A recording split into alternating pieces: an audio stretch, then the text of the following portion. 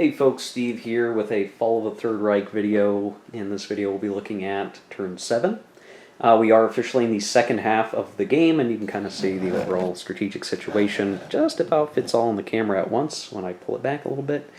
The Americans and the British have entered France. They are not terribly far from Paris. They're dealing with some logistical constraints of bringing more Americans onto the continent. There's a whole bunch waiting up in England to get transferred over. We'll have to kind of figure out the best way to support all that. In Italy, we basically have just cleared the defensive line. And rather than have one guy sort of get surrounded and screwed over, I had pulled some people back just to make it a little bit harder to operate in northern Italy. But at this point, the Mediterranean theater is pretty much collapsing for the Axis, which is good for the Allies. I maybe could have played Italy differently as the Axis, but they had some good rolls. They cracked the line pretty good. I don't think it's worth throwing more replacement points into Italy, because ultimately Italy's not going to lead anywhere. So the Allies are here for a couple of victory hexes for sure, and if we could keep them from getting that, that would be ideal. But we're going to have a hard time sort of defending these last couple of ones, basically. So I don't know. That's sort of the rub there. So it's like, do you sacrifice Italy and focus on the other areas? I think maybe that's the best plan. The Balkans, you can see, are kind of a little, furball right now. We're going to see some stuff kind of fall apart for the Axis here very, very shortly, mostly because we're going to have Romania surrender here as soon as I start the turn adjudication. You can't see it quite on screen, but Athens is down here as well. There's a German unit in Athens. It will have supply problems here very shortly, so the Allies are going to probably pop into Athens quick and take that before long. And of course then we have the Eastern Front, which we are now properly out of the USSR. We are in Romania before any other Axis-controlled countries. We're still working our way past Riga up here in the north. We just took Minsk as the Soviets, and so we're going to be pushing towards Königsberg. And Poland, before too long here, probably this turn, we'll see further progress in that direction. I am finding that things, as the line kind of stretches out, even the Soviets are having a harder time finding, the right good places to attack where it will be a huge gain. But I think we're just going to strategically outmaneuver the Germans here and force a pretty major retreat there. So that's the overall situation. I think we're doing okay as the Allies. We're going to have to see. The game may simply go to the Axis on a failure of the Allied side of my brain to operate offensively in the most efficient way. That's sort of, I guess, the challenge of the game here. Something else, I should mention is this is my first time playing the game, so I'm kind of really learning the nuances of the game as we go. After I'm done playing each turn, it kind of stews in my mind, and stuff sort of, percolates, and I think, oh, yeah, maybe if I had done this, that would have been a lot better. But, on your first play, I'm not stressing too hard about it, right? But I am probably making some mistakes or doing things in a really inefficient way at various points in the game. So if you're, asking questions in the comments, or you're wondering why I didn't do X, Y, Z, we can probably chalk it up to not being familiar with the game and not really fully understanding the consequence of some of the decisions I've made as it happens. Yeah. So in that same vein, I guess I'll talk about a couple of things. Knowing that the Soviets are going to start overwhelming the situation down here, I probably should have put some German units, somewhere around here, just to sort of form some sort of buffer or barrier. We still may have an opportunity to do that with reinforcements and different things, but obviously the Soviets are going to be looking to exploit this overall situation, and I will have to double check how the Yugoslavians and the Soviets interact. I don't think I actually want the Soviets to go into Yugoslavia. I think there's some rules governing that. I'll double check that as we go. The one thing, as I look to the west, is, we had Cherbourg earlier. Sorry, I got to fight with the camera here. You know, a couple of these places are supply forts, and what that means is that whatever number is on there, usually a 1, that number of units can sit in the fort and not be eliminated due to attrition, right? They're supply forts, they supply some units while they're there. If I had focused more on placing my original west wall units in the supply forts, even if the Allies ignored Cherbourg, whatever, even having a unit there sitting in the supply fort kind of threatens the backfield of the Allies, and like that might have been more useful. But I think when it came down to it, it was, you know, I chose different hexes as the important hexes, or what I thought were more important. So I don't know. It, you know, in all these situations I'm describing, it's like, you know, I'm talking as if I had some extra Axis units that I could just throw around. And the reality is I haven't really have had that, right? So a lot of these forts are kind of, you know, they're empty.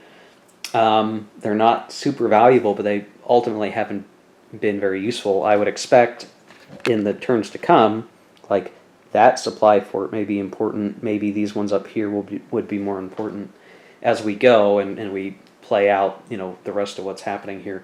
And the Germans have created, you know, something resembling a line here across Paris, mostly protecting, you know, the flank down here to keep some guys from, you know, some of these guys off in the far west from being cut out of supply. I think, you know, those first U.S. Army group markers are going to make it so that these guys way out here are kind of screwed anyway.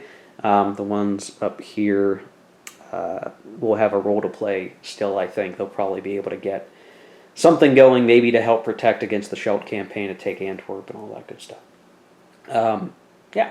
So, yeah, certainly, you know, things not 100% efficient, not operating with 100% efficiency as the Allies or the Axis. That's a, you know, that's the reality of the game, and me learning it for the first time.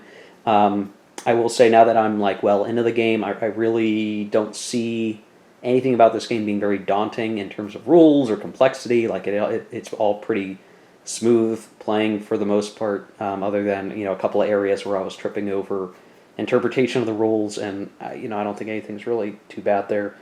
The map, you know, generally is fine, but again, the rivers have still bothered me.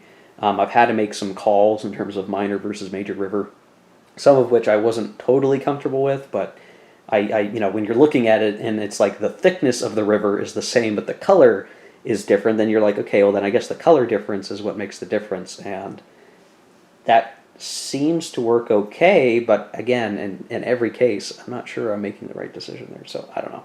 I'll have more to talk about that in the review eventually, but yeah, you guys know I'm frustrated a little bit by that. Okay, so we'll get into this turn, and we'll deal with some new stuff because of the Romanian surrender, which is going to occur, which will also impact Bulgaria, and will actually do stuff to Greece as well. So we'll look at that next. Okay, so we're going to go ahead and look at the reinforcement phase. Now, this is kind of where things get a little bit goofy. So we have the Axis reinforcement segment, which includes a Romanian unit. Now, I'm not even going to bother to place it, because wherever I place it, it will simply be removed in the Soviet reinforcement segment. So I will just simply ignore that guy. Then the Axis will have 3 units to place. They're relatively weak units. So I think it just comes down to, you know, where do we think they'll be most valuable? Well, I think we could probably place one in Metz, and then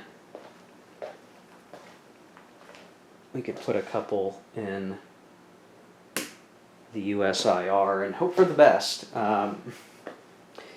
Then we have the Allied reinforcements, so 1 unit in the Med box, which is a French Mountaineer mechanized unit, and then a U.S. paratrooper unit in the England box, which is pretty straightforward stuff. Now, there aren't any Soviet reinforcements, and no other reinforcements besides that, but it is during this phase that we adjudicate Romanian surrender. So I'm going to reference the rules that govern this. This would be in the Minor Nations and Minor Allies section 20.0. Now, note that the rule for Romania is 20.6, but we will have to reference 20.2 because Bulgaria will surrender. They switch sides when Romania surrenders. Okay, so Romania surrenders. And might as well put Romania on the board here, or on the camera. Romania surrenders at the start of any Soviet reinforcement segment that 4 or more Soviet units are in supply in Romania. Okay, so we'll first double check that. Let's see, 1, 2, 3, 4, 5, 6, 7. Yeah, quite enough. They're all in supply. So that's not an issue. Remove all Axis Romanian units from play and enter the Soviet Romanian reinforcement armies. Okay, so these guys are gone. And obviously the unit that we would have reinforced would have come off the board as well, so that's it for the Romanians. Okay, and we have the Soviet Romanian reinforcement armies. They are treated as Soviet units and are placed on any unoccupied town or city in Romania. If none exist, then they go on the turn track. From this point on, all towns and cities in Romania are considered Soviet-controlled unless occupied by an Axis or Allied unit. Romanian surrender immediately triggers Bulgarian surrender, so we'll do that next. Right, so Romanians. There are 2 Romanian units, and we can put them in towns or cities. So Peteți is here. Makes sense. Extends the line even further. And we could like cut north up towards Hungary even if we wanted to. So there you go. Got those guys. Okay, so now we look at Bulgaria. Bulgaria switches sides when Romania surrenders. At that point, remove all Bulgarian units and add the Soviet Bulgarian army. So we will remove. There's only one Bulgarian unit left on the board, which was in Yugoslavia. We'll pull him off. And I think that's it for the Bulgarians, but now we enter their Soviet units. They are treated as Soviet units and are placed on any unoccupied town or city in Bulgaria. From this point on, all towns and cities in Bulgaria are considered Soviet-controlled unless occupied by an Axis or Allied unit. And my camera screwed up. Okay, so we are going to place the 3 Bulgarian units, and I don't see any reason not to put them all in Sofia. I'll have to double check the Yugoslavian situation, but just knowing the direction we would need to go, which would really be north if they were going to go anywhere, that works. So the overall Balkan situation is getting much, much worse for the Axis.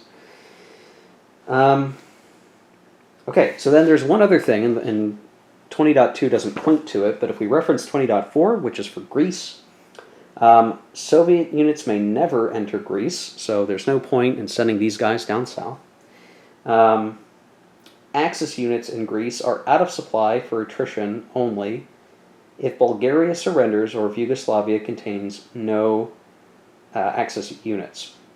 So Bulgaria has surrendered, so in this or logic, even though there are Axis units in Yugoslavia, that would make this unit out of supply for attrition only. So for combat, no, but for attrition, yes. So basically, this guy's going to go poof,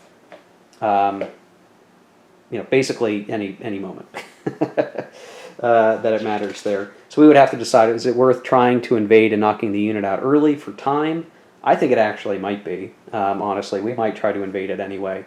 Even if that unit is not out of supply for combat purposes, we might as well try it now that we have 2 units in the med box. And then I think that is it. So,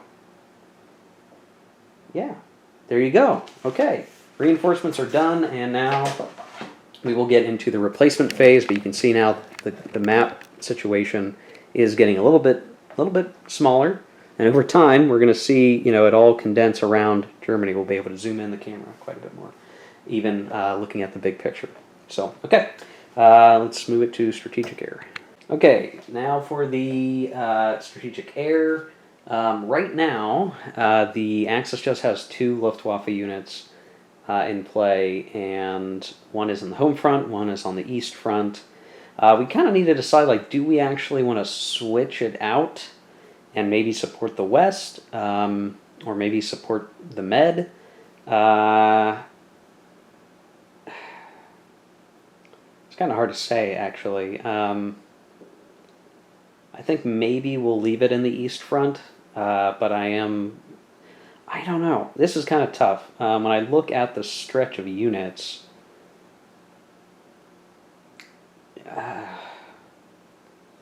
I don't know. I think maybe with the Axis being able to possibly pull back to mountainous terrain, it might be valuable for us to... Well, okay.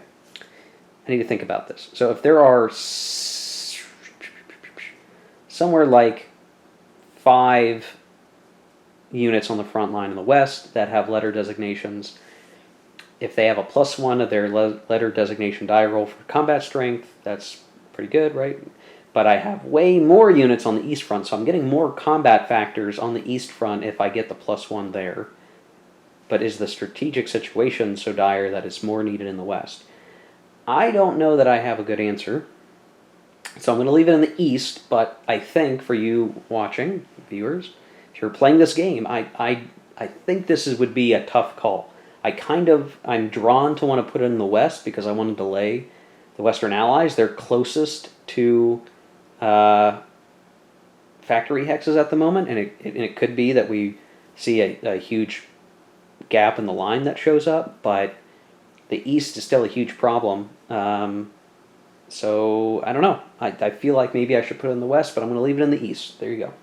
Allied air assignment. I think we're going to keep with the Bomber Command doing factory bombing. We're going to keep the 8th Air Force doing factory bombing, but we are going to make a change. We are going to put the 15th Air Force, instead of doing carpet bombing to help us attack, which we needed in the mountains and the forts, since we're kind of over that, I'm going to assign it to oil bombing.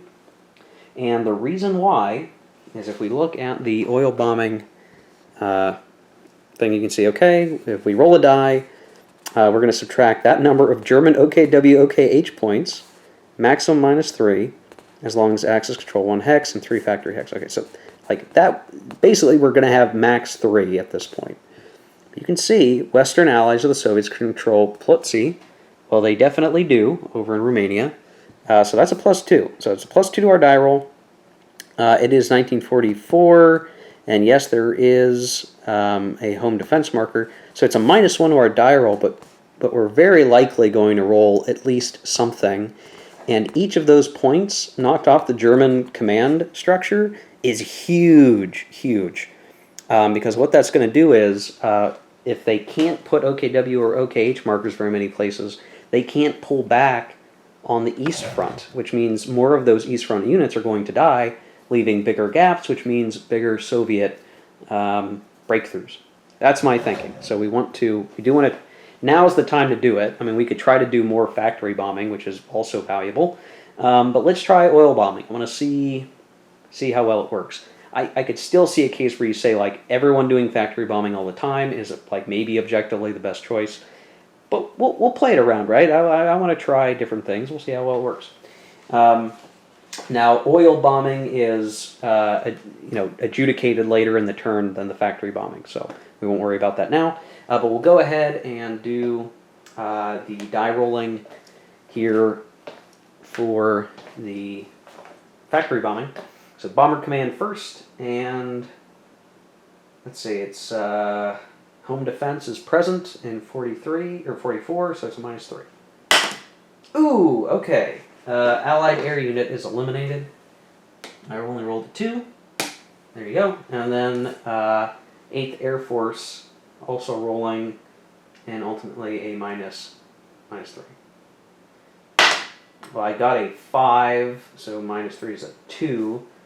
So we eliminate a Luftwaffe, and the Eastern Front has to go back to the home front, and the Germans will lose 2 production because of that. So two replacement points lost. So that's pretty good for the Allies, and so that's going to leave the Germans with, let's see, 10 replacement points. And I'll tell you right now, they're going to go ahead and spend 2 to build a Luftwaffe back on the East Front, and then they'll have 8 left over, 2 of which, or I'm sorry, let's see, 10. So 3 of which can be armor. So there you go. So we have 8 points left, 3 of which can be armor, and we'll do that here off camera. In fact, I'll do the rest of the replacements off camera, and we'll do the oil. Well, I guess Allied invasion would come after replacement. So we'll come back in a second, guys. Okay, so we did our replacements. Germans certainly put a few on the west. They put some on the east. They're going to try to do what they can. They're even going to try to form something of a secondary line back here in case this whole area completely craps its bed, which is entirely possible. The Allies and the Soviets basically just recharging. The Western Allies brought up to full strength with a little bit of excess on the Americans. The Soviets couldn't build back everything, but they were able to build back enough that, I think they're in good shape, particularly with the help of the Romanian and Bulgarian Soviet armies. They're not really too worried about a manpower problem. And then we're going to do the invasion phase, and what I figured out was I'm not going to do Athens yet with the German unit there. So the reason why is that with the port city, that's a -1, a German unit, that's a -2. He's in supply for combat invasion purposes, not that supply actually matters for invasion. And we don't have any air support, and we don't have a paratrooper that could be used. And so we'd have a net -2 to our die roll, which means a pretty good chance, 50% chance that we have a failed invasion, which just slows us down even more and sucks up some of our replacements. So I'm willing to wait. The supply situation down here is going to necessitate that German unit trying to head home. So I think it'll probably end up that is what the unit tries to do. And then, really, I guess, pending that, next turn, I guess we would see the Allies get into Athens, and then they would abandon Athens after taking control of it as the Allies, and then they would probably switch that AL invasion to Marseille. At least that's my thinking of, we're going to pick up some victory hexes, with the Mediterranean forces, no matter what. It's just we got to do it in a certain order to ensure that we land successfully and we take it and all that good stuff. So the other thing is that once we reach 1945, we get an automatic +2 to any invasion. I'm hoping we don't need to wait until 45 to invade Marseille and Athens or Athens, but like I said, we should be able to accomplish those things pretty quickly here. The one thing I'll say is that because we don't have control markers, if I vacate Athens, I just have to remember that I took it and mark it on the victory point track, which, at this point you can see the front line's starting to shrink back towards Germany, so no big deal. Okay, so no Allied invasion this turn. Oh, here's the other thing. I'm trying to figure out, and I don't know. I'm going back to the verbiage in the rules that seems to indicate that where a landing site has both a U.S. and a Commonwealth landing zone, that you must invade both, which means I can't simply use the U.S. invasion marker to go somewhere else. I might have mentioned this in a previous video. I still don't know how any other way to interpret that. If an invasion site consists of both U.S. and British Commonwealth beachheads, both must be invaded. So if both must be invaded, that would seem to imply to me that I need to use both beachhead markers, and I may or may not need to include units from both factions in that landing.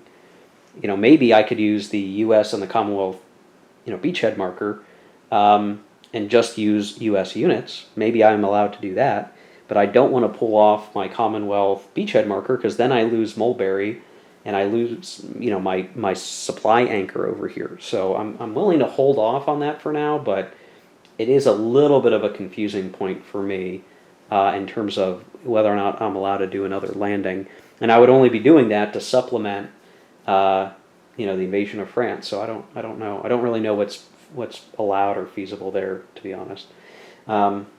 That would be one point of errata that I would like resolved, and maybe I'll ask a question on that in Board Game Geek or Consum World at some point.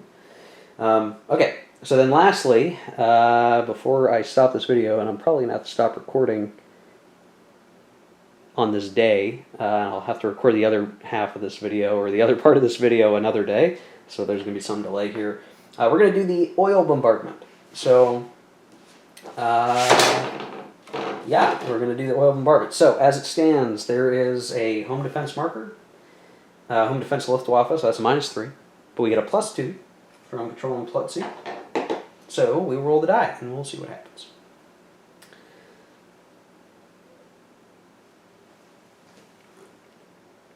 Oh, you know what's funny? Right as I was going to roll the dice, I realized I didn't replace Bomber Command, and I don't know if I had...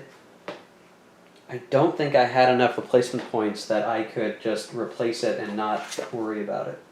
Oh, you know what? I have a U.S. marker, so that's fine. Okay. We're good. All right. We're rolling. I had an extra U.S. production, which can be used to restore Bomber Command, which is what we do. All right. Anyway, oil bombardment. Rolling the die. It is a net -1. And I rolled a 1. Yeah. All right.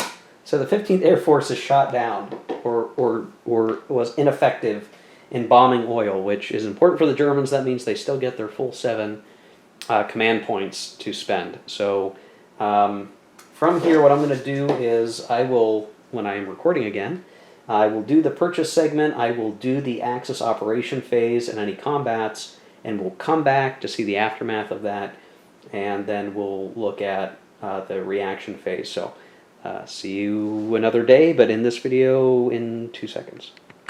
Okay, another day of recording. So for you guys, just a second. For me, it was a couple days before I could get back to the game. We were working on the OKW and the OKH placement phase because of the failed oil bombing.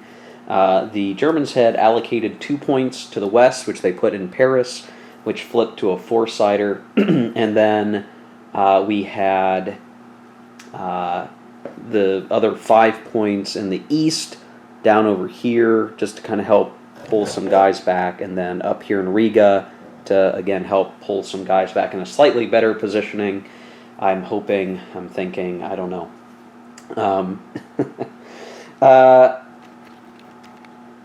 We did do an attack over here, and we got an AA result, so the Germans gave up 1 step to reduce a British mechanized unit. We were hoping to roll a little bit better, but the die roll for the combat strength, they were C value units there, so Germans tried to make something happen just to kind of blunt the Allies a little bit, but they didn't. It wasn't really effective. I might have been better off not attacking at all. But you can kind of see where the front really is now, now that I've sort of gotten things situated. You can see there's somewhat of a line here with the idea that maybe I should have retreated, but it felt like holding at Paris might be a good idea for now. We will eventually fall back to that line. On the east, you can see from Riga still, we're still holding Riga. I thought about pulling everybody back towards Königsberg, but if we can hold out another turn or so, there's no victory hexes, but I don't want to be butting up against Königsberg, which is a victory hex. So Riga doesn't get us a whole lot, but we can at least get some supply out of it being a Axis port. So we're going to try to hold it. You can see the line sort of gets a little raggedy around here, and then it sort of becomes this weird breakdown. So we have a few units that are kind of helping hold Hungary and Slovakia. I've got some map sliding issues that I just tried to fix. I think I managed to fix it okay. Stuff just getting pushed around with the plexiglass. So trying to hold something, get some Zocs around here to protect our last oil hex, and even a unit out there trying to hold Eastern Hungary. The reality is the actual Hungarian units are. I basically couldn't get enough command points out to them to enable them to retreat out of Zox, so they're kind of stuck, or they're going to be a little speed bump here, but they're going to get annihilated. The Balkans down here, it's kind of a screwed up situation. If I bother to spend any command points down there, it's not going to get me a whole lot. So we're going to let it go. I did look up, for some reason I thought there was a restriction on Soviet units going into Yugoslavia. The reality is there really isn't. There's just a thing where you can have a maximum of 4 Soviet units in Yugoslavia, which really is kind of overkill anyway at this point. So the Soviets really are going to try to make use of this sort of break in the flank. They got to go around the Carpathians, but they kind of have a trajectory to head in here. So you can kind of figure Hungary's going to be out of the war militarily. Their territory will be defended by the Axis, but the line is now like that. As we try to get some armored Zoks out there just to help slow down the Soviets during the exploitation movement. You can see down in Greece we did vacate Athens. We are going to try to get this guy home, either running through Yugoslavia or something, but rather than just lose him in an invasion, we're going to try to save him. He's still in supply because he can count to Durazzo, which can go back up this way for supply along sort of the coast there, but I don't know. If I left him there, he would just simply be eliminated due to attrition. But now that he's out of Greece, I think he's safe and he can count again to Durazzo up and onward. So kind of weird counting through Albania. There's no additional special rules around Albania. The border of Albania is defined here. It's just I don't know. We were starting to get into weird edge cases here, but I think he's in supply for the moment, but he's not going to be doing anybody any good, really. So yeah, so there you go. Germans are trying to make something happen. They're still on the defensive, and I'll say my camera screwed up, as it usually does, where it just stops recording for some reason with an error. So what I was saying was that, there are a lot of World War II games where, and a lot of the action is for the Axis. They get to be on the offensive. That's kind of the more fun side because you're active. You're actively, doing stuff. You're choosing where to go, where to attack, and you're making gains. That's a lot more fun than sort of trying to stop things from happening and playing defense. Like maybe some people really like that, but I've always found that to be less fun than being the active player, or the offensive player. So in this game, like, the Allies are on the offensive the whole time. It truly, this is the whole purpose of the game, right? It's like this is the game's purpose, is to provide right out of the box from the get-go an offensive experience for an Allied player or somebody who likes to play the Allies. You're on the offensive from the get-go. You don't have to wait for 20 hours of gameplay to reach the midpoint of the war where the Allies become on the offensive. You just get to be on the offensive. And then the bummer is, if you are used to playing the Axis or whatever, they're on the defensive this game. And maybe that means that, it's not going to be as fun because you're on the defensive all game, or most of the game. That's just part and parcel to this. So for me playing it solo, I'm fine, right? Either way, because I'm just playing both sides. But I could see where, like, if you're playing this game as the Axis, you do have to think in those terms. Like, what my gameplay is being defensive. There are plenty of war games that are like that. It's just the shoes on the other foot in terms of the factions. And if you're already used to playing those games where one side's on the offensive, one side's on the defensive all game, this shouldn't bother you, right? It's just another one of those games. Just happens to be, it's the later part of the war. And I do appreciate that about this game. Like, that, to me, that's what's great, right? We get to play through, not the invasion of France, not Case White, not Case Yellow, not, Barbarossa. We're seeing Bagration, we're seeing D-Day, we're seeing, knocking down Italy, all that kind of stuff. Anyway, okay, so we're done with the Axis action phase. And I did pull one unit. I had them in Milan, but knowing that the Allies couldn't invade Marseille, or they didn't do an invasion, so Marseille is safe for the moment, and we won't see like a mad dash for Milan. I pulled a unit down here just so we still have, in Italy, something of a line. And I might rethink some of that. I don't know. We'll figure it out. It just, to keep the Allies from just being able to surge up here too quickly. They got to take Rome, which is garrisoned and in supply for the moment, and then they got to trudge their way up the rest of the peninsula. We want to delay that as much as possible, even if it means, they'll eventually get up here, but the longer we delay that, the better, because as soon as they're done cleaning this up, they can get, sent up this way or up, any which way. We want to delay that, again, as long as we possibly can. We'll try it. So there you go. Okay, so now we have the Allied reaction and combat segment.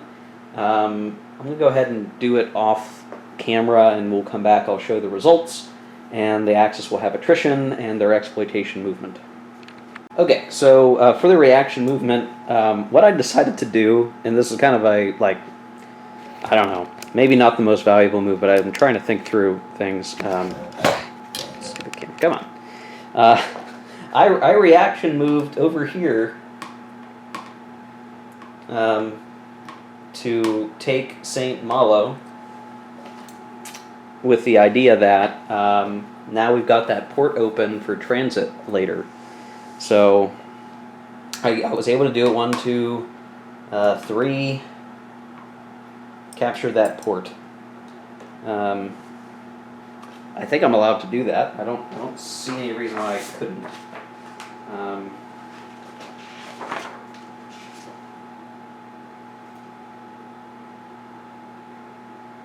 Yeah. Now I could have tried to do something where I concentrated Allied forces in a hex to attack somewhere, but to me it just made more sense. Move one unit quick, grab that port.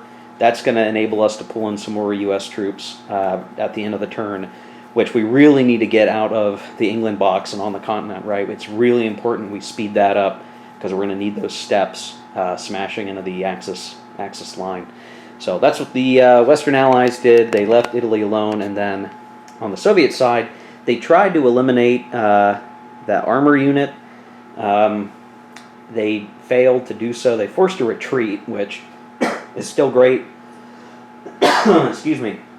In all, but not enough. I would have really liked to have eliminated it so that we had a bit of a gap that we could start to exploit here, but just not able to do it. So starting to make a little bit of a salient there. There's maybe other options I could have picked for that reaction move, but you just get the one. So it's like you just pick somewhere where you think you're going to be able to make use of it. The only other one that I might have wanted to try would have been down here to take Lvov, but it would have been one unit versus one unit, and I don't think the odds would have been good enough for it. So, oh well, that's what we got. Okay, so now the Axis attrition phase. I don't actually think anybody is fully out of supply. I may need to double check. Well, some of these guys, let's see, 1, 2, 3, 1, 2, 3, 4. So these guys are actually still in supply for the moment.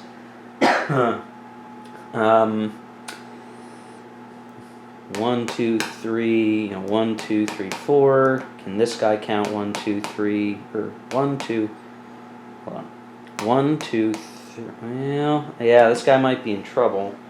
Depends on how you want to count things. 1, 2, 3, 4, and then he potentially counts out. Sorry, you guys can't see. I'm trying to figure out for this guy. It's like 1, 2, 3, 4. That's not enough. 1, 2, 3, 4 would potentially be. I can't remember if I took Nis, and I think probably something I would say as a criticism of the game is like I don't think there are any control markers. Maybe half a little, like a row of control markers might have been nice to kind of help with these weird situations where like you really do want to mark control of these towns as a reminder of who controls what. I could go grab other counters from other games for this purpose, but I mean a game should be self-contained, right? So I guess that'd be one thing. Another little nitpick I'll say he's in supply for the moment, but he might not actually be. But it won't matter soon. These guys are all going to be destroyed very soon, I think. Okay, and then Axis exploitation phase. I really don't think that there's going to be much that can be done. Excuse me. I need to get a drink of water or something. I'm having some trouble. I could make something happen up here, I guess. And I could try to, let's see, 1, 2, 3, 4, 5, 6. So I could do that and just try to keep my Zocs in shape a little bit to try to hold back the Soviets. And that's it. That's it for the Axis. So we have the cleanup phase. The OKW markers are going to go away. So OKH, OKH, OKW. Starting to become a mess around the edge of the table as the counters just pile up in the dead pile and all that stuff. Okay, well that's it for the Axis. You know, they still have lines, battle lines. They're still holding on as we get into the mid part of the game. And so now we have the Allied Soviet action phase. So the Allies are going to move their chafe markers around. I will need to think through that. And really what I'm trying to do is place the chafe markers in such a way that they enable us to continue to drive northward in Italy, as well as push east in France. And remember, you only have so many chafe markers to use. You can use them, but they only do you so much good wherever they're at. So you really you do have to think through, you know, where can I make the most value of it? And then similarly, the Soviets are going to have to play Stavka and think through what's going to happen there. So what I'll do is I will conduct all of the Allied action phase, and I'll show you the results of that. And hopefully we will have broken up the Axis quite a bit. We'll see. Okay, so here we are after the main Allied action phase. So the Allies took Rome, so now the Western Allies have a point on the board. Their first one of the game, I'm pretty sure. So the Commonwealth focused on taking Rome, while the Americans focused on sort of moving up. They did take Ravenna, so they forced an Italian unit to retreat, but they did capture that port. So Allies doing pretty good, I guess, in Italy. They're going to have to keep pushing really hard. In fact, as I look at the game situation, like, man, I didn't get as far in this action phase as I really wanted to. In France, we did knock some Germans back. You can see we haven't taken Paris, rather. We haven't taken Paris, and the German line is somewhat orderly, and they're going to try to hold on as best they can. What we really need to do, like I said before, is get these Americans in, but we're going to be set up to do that. In the east, this poor guy is going to be screwed. He's going to go away next turn because the Soviet armies are sort of sweeping in around. I decided not to make any attacks over here, just because any attrition type step losses to the Yugoslavians will kind of provide an opportunity for the Axis to escape. So we're just going to hold these guys down until they melt away. But you can see we're sort of pushing our way up into Hungary on a couple of angles, just forcing those Germans kind of back, really. We eliminated the Hungarian units over here. We cleaned this up. We're starting to move forward as we go. You can see we even surged forward a little bit. And what I had done is I snuck my way through and basically cut these guys a bit out of supply, in creating circumstances where we were able to eliminate a fair number of units. Now, the Germans have a fallback position here, so they did as best as could be expected there. Elsewhere, we didn't do as good as I was hoping with the Soviets. We actually failed to take Riga. I didn't have enough factors sort of allocated for Riga, so that was my bad, really. And it's going to hold us up if we can't break through there. Elsewhere, we chipped away at some of the Axis defense. But what I'm finding is that, like, interestingly, yeah, it's hard to concentrate now enough combat factors where we'll be able to make a lot of headway. I do think once we snatch a couple of spots over here, then it'll, it's interesting to think about, I guess. I'm rambling, but, like, some of those important hexes are so far away, and yet they're so close. They're far away in the sense that there's still a lot of space and units in between the Soviets and the victory hexes and the industrial region.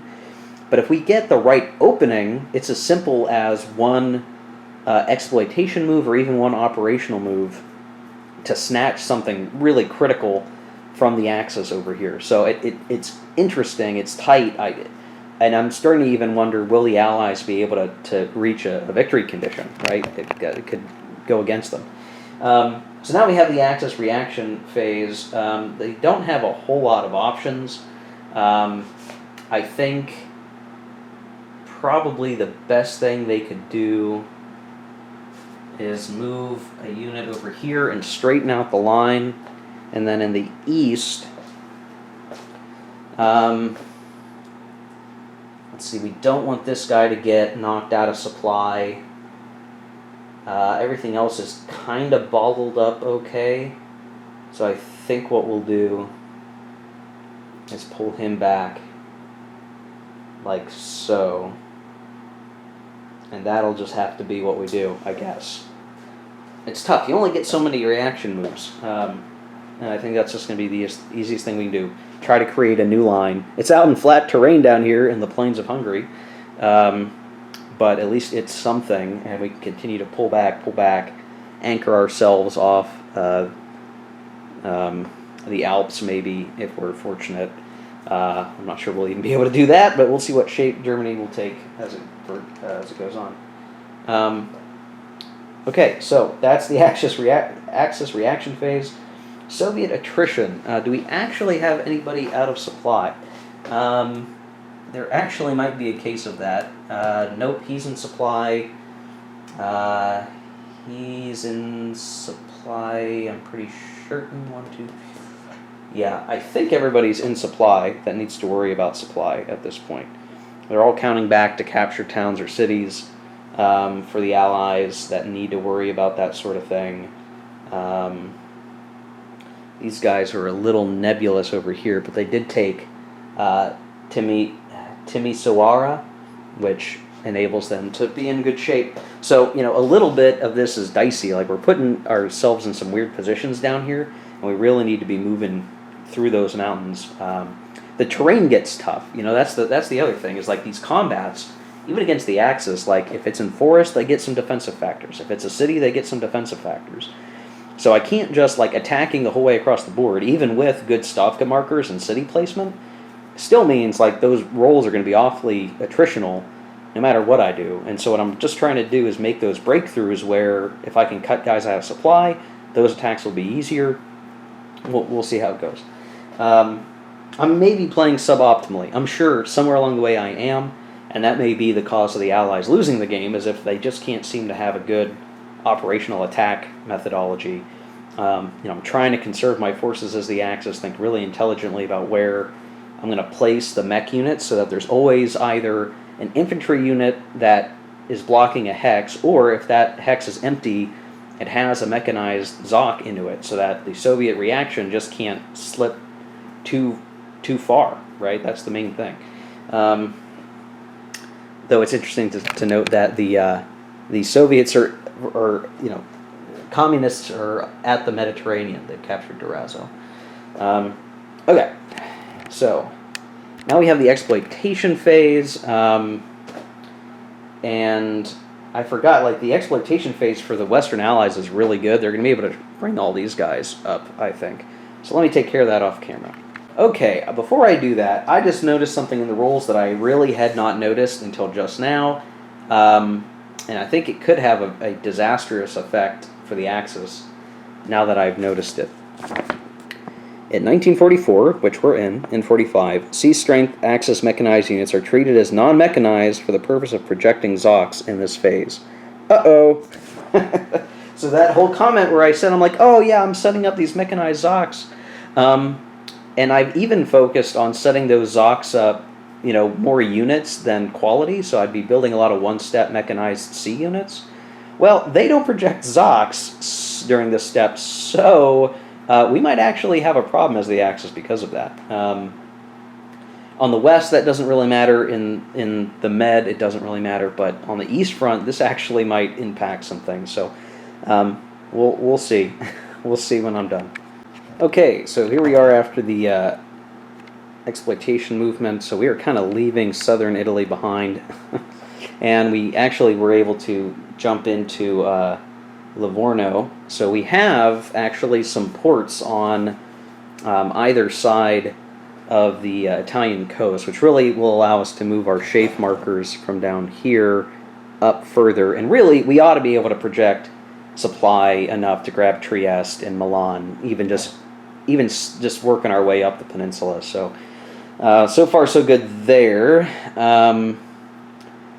On the Western Front, just a little bit of movement, nothing much that can be done. You know, it is really valuable for the Allies that the Western Allies, every unit basically, is mechanized, so they can exploit movement a lot, though we don't have very many places to go. On the East Front, I didn't, because we're limited by our Stavka placement, I didn't really get as far as I maybe would have wanted to go with some of that exploitation movement, but you can kind of see now that line really is defined a little bit more here. We're still not out of the Pripyat marshes, but basically Hungary is not going to be knocked out of the war. A whole lot of other problems really for the Axis. They're pretty much screwed in many ways for any of these guys. Like over here, they're pretty much gone.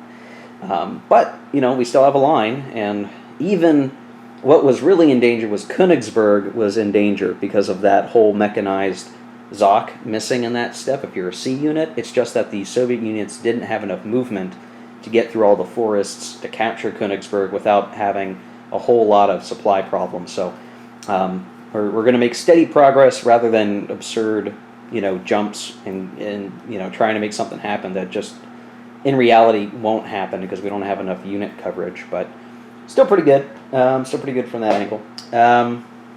Okay, so we're going to get to the strategic transit phase. I don't think there's a whole lot for us to really worry about here. I think the main thing is now we have stacking relief in a lot of ways. So if I look at the transit segment, let's see, are we going to move? I think everything that we want to do is simply going to be guys coming into port, to be truthful. I don't want to remove the beachhead markers or anything yet, but we do have multiple ports that we can land Americans in.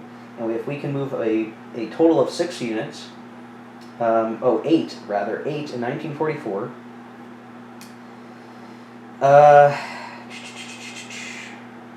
We didn't do any invasions this turn. So what we can do, I'm reasonably confident, is that we can put, let's see, 1, 2, 3. We're going to put 3 units in Le Havre, which is an Allied port that is under our control, and then we're going to place 3 units in St. Malo, and we could bring more in, but we don't have the port control to do it, so we'll sacrifice that. Again, I don't think I can put them on the beachhead markers. I'm not even sure I can put them on the Mulberry marker, to be honest.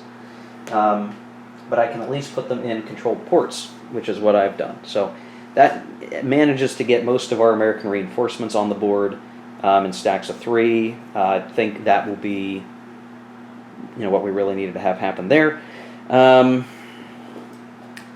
see, I don't think there's anything down here in the Med to do, and then we have the Soviet transit movement.